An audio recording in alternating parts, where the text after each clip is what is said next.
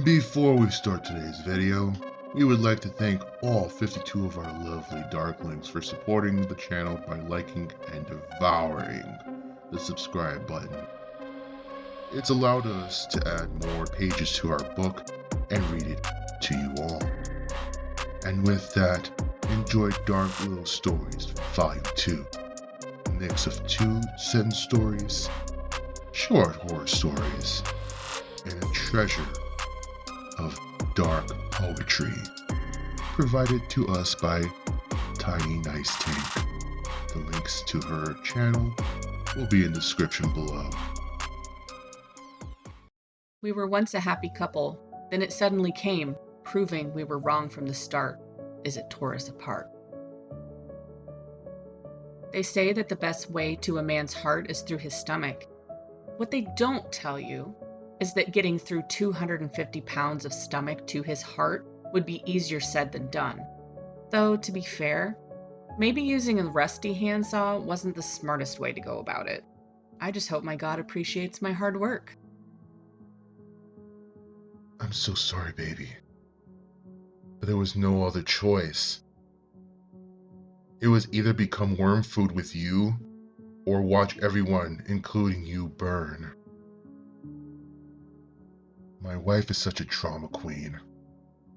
Here I am using my best tools to remove a few organs of hers to make enough money to get us out of debt. And she's complaining about that too? I really wish she would just stop complaining and start complimenting me on my hard work. I told her not to go in the woods at night, but she went in anyway. I warned her not to call her name by the river, but she did it anyway.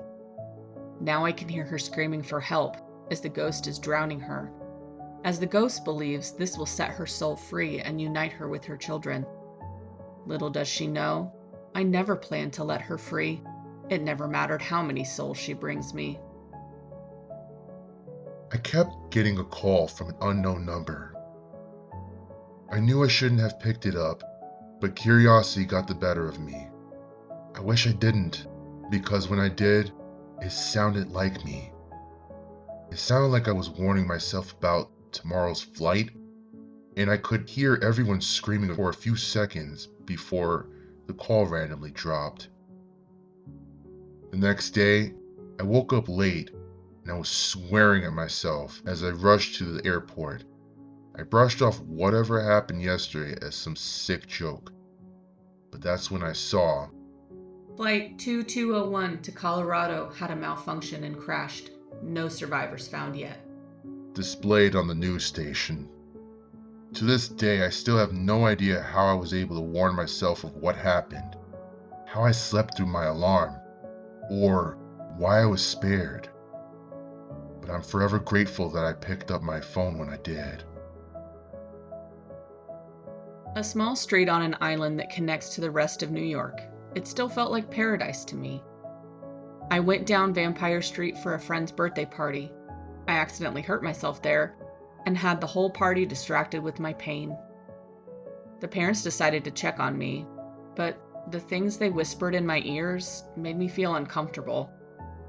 I could swear they were chanting things in another language that compelled me to go limp. When I woke up, my parents had put me in the car somehow, and that was the last time I ever saw Vampire Street, or my friend, or even his parents. Years later, my father's verbal abuse got worse, and I ran away. I have no idea what compelled me to return here to Vampire Street, but what I do know is I'm finally home. I was tired as it had been a long day. The only thing that made it better was the alone time I had with my girlfriend. I won't go into details, but it was definitely good enough for me to fall into a deep sleep. However, I suddenly had a nightmare, or at least I hope it was one. 4 silhouette figures held me down and acted as if they were performing some kind of surgery on me. They kept tugging and pulling on me, and I could barely breathe. Finally, I woke up in a panic and cold sweat.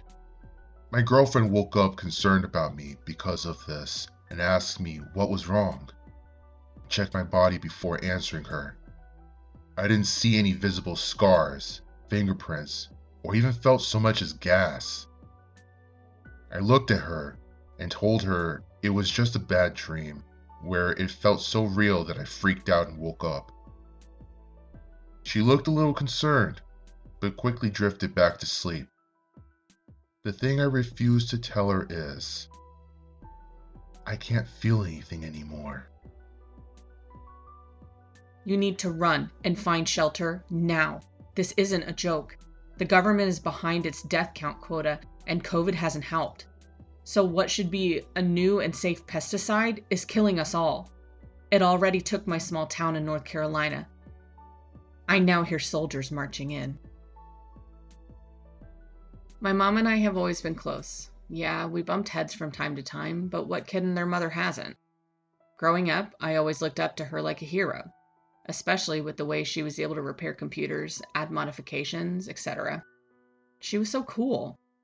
So imagine my surprise when she, out of nowhere, called me and asked me about the deep web. She asked me what it was, and despite my warnings to her, she acted as though it was no big deal. It didn't help that she had been struggling financially just to divorce my dad, and I had mentioned how one could hire a hitman. Suddenly, odd packages arrived at our door, but with no sender's address. It was very concerning, but my mom insisted it was fine. On the day that I was supposed to go to Dad's house, my mom told me to give something to him in a manila envelope. Not really thinking much about it, I gave it to my dad and told him it was from Mom. A day after I came home from Dad's, my dad died at the hospital. Not enough forensic evidence came forth that would somehow show my mom murdered my father with toxic chemicals that completely shut down my father's lungs once he opened the envelope. I would go to the police, but I have a funny feeling that I'm going to join my father soon. Our bond exposed her plot from the beginning, but it's too late now. The following story is a true story from my childhood. However, whether you believe it actually happened or was only a figment of a sleepy child's mind is up to you. A little background before I start the story. I always felt watched and uncomfortable in the house. Not sure how I exactly feel about ghosts, etc., but something was off in that house. I was around 5, maybe 6 years old when what I'm about to tell you occurred. I was up late watching cartoons while my parents were asleep in their room. I kept feeling like I was being watched, but I tried my best to ignore it. I started to hear faint whispering coming from nearby towards the kitchen. I continued to sit in front of the TV, acting like I was watching, while I strained to hear what the whispering was saying. I finally heard what sounded like, "Let's get Angie." My heart began to race as I turned off the TV in the living room and ran to my parents' room. I made it to their room, a small victory. I started climbing onto their bed when my right ankle was grabbed, keeping me from fully climbing onto the bed. I was too scared to look behind me and kept struggling to climb onto the bed, but my strength wasn't strong enough to free my ankle from its grip. My mom must have felt me struggling to climb up the bed because she pulled me the rest of the way up. Once on the bed, I hid under the covers beside her until I was able to drift off to sleep. I never told my mom or anyone what had happened, as I figured no one would believe such a story. To this day, I still have nightmares about being stuck in that house. The following are dark poems from TinyNiceTank. Please show respect for this part of the video and make sure to check her Twitch channel out. I'm on my knees begging, God, will you save me? Save me from this hell on earth, from all the suffering and hate. I'm dying inside from these sins. Will you wash my hands clean? Clean from all the blood and hatred of this world that is spreading like a disease. When I look outside, all I can see is empty people trying to fill the void, walking around causing pain just to feel something. A feeling that doesn't last, slowly devouring their soul. Why can't they see what the world really is? A hell on earth, a world ruled by pain. God, will you save me? I'm on my knees, begging. Silence is breaking everything that you are. Hatred is breaking everything that you want to be. Growing uncontrolled, causing havoc. Pain is breaking everything that I am. Sadness is breaking everything that I want to be. Can we be saved? From me, from you, the silence, the hatred, the pain, the sadness is breaking. There's a black hole growing within my heart, splitting my heart with every thought.